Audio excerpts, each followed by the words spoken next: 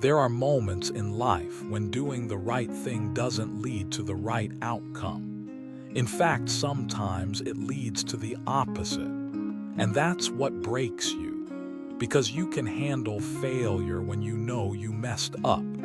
But when you did everything right and things still go wrong, that hits differently. You know that feeling when you choose integrity over convenience. When you say no when it would be easier to say yes.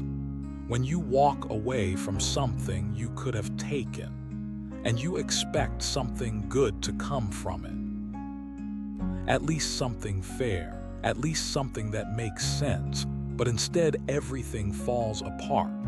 That's where he was, Joseph, not at the beginning of his story, not when he was dreaming, not when things were hopeful. This is later, after betrayal, after being sold, after losing everything.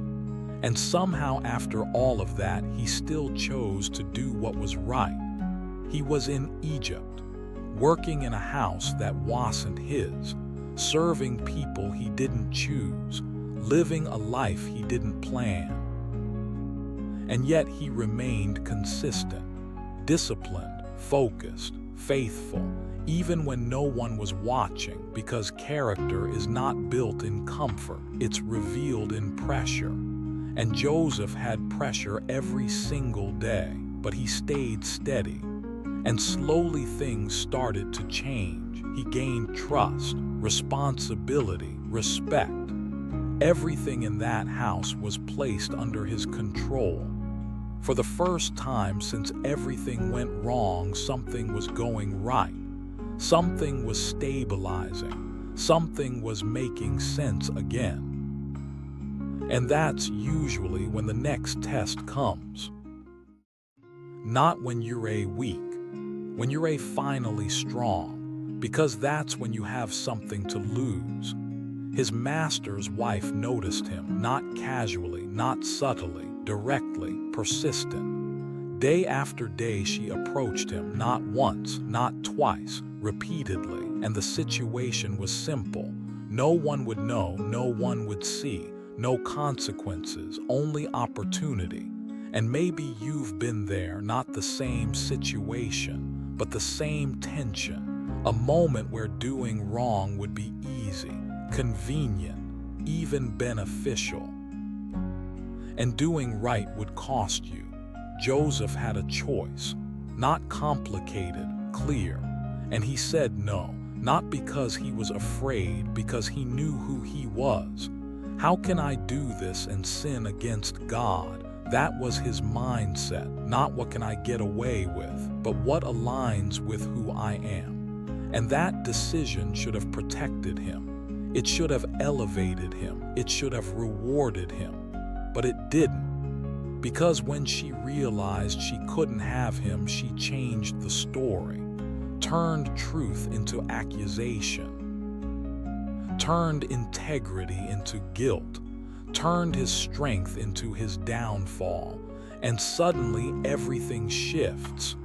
He is no longer trusted, no longer respected, no longer safe. Now he's accused, lied about, condemned, and there's no one there to defend him. Because sometimes doing the right thing still leaves you alone. He is thrown into prison, not because he failed, but because he didn't. Think about that. He did everything right, and still he ended up in the worst place. And maybe that's what feels familiar, because sometimes you make the right decision and still pay the price. And that creates a question that is hard to answer. What's the point? Why do the right thing if it leads to pain? Why stay faithful if it doesn't protect you? Why choose integrity if it costs you everything? Joseph is now in a prison, not temporary, not short-term, unknown. Days pass, then more, and again silence.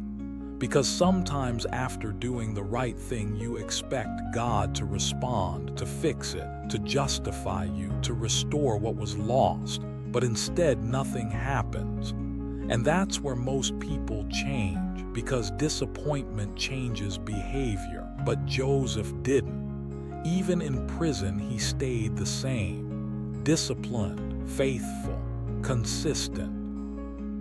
Not because his situation changed, because his identity didn't. And slowly something begins to happen again. Not outside, inside: peace, clarity, stability. And then eventually influence. The same pattern repeats. He gains trust, responsibility, even in prison, because your environment does not define your value. But time keeps passing, and at some point you start to wonder, is this it? Is this how my story ends? Did I go through all of that just to end up here? And that's the breaking point. Not the pain, the meaning. Because pain without meaning is unbearable. But what Joseph didn't see was that this place, this prison, was not punishment.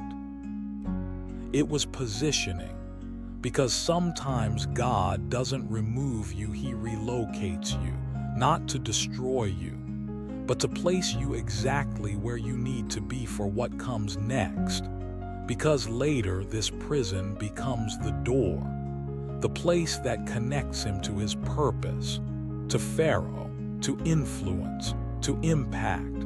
But none of that would have happened without this moment, without this injustice, without this pain. And that's the part that changes everything. Because what felt like punishment was actually preparation. What felt like loss was actually alignment. What felt like the end was actually positioning. And maybe that's where you are. Not at the beginning, not at the breakthrough, but in the middle, where nothing makes sense, where doing right didn't bring reward, where things feel unfair. If that's you, remember this moment. Joseph didn't lose because he did the right thing. He was placed where he needed to be because he did. And sometimes your integrity doesn't protect you from pain. It positions you for purpose, even if you can't see it yet. Because in the end, this was not where his story ended. It was where it turned.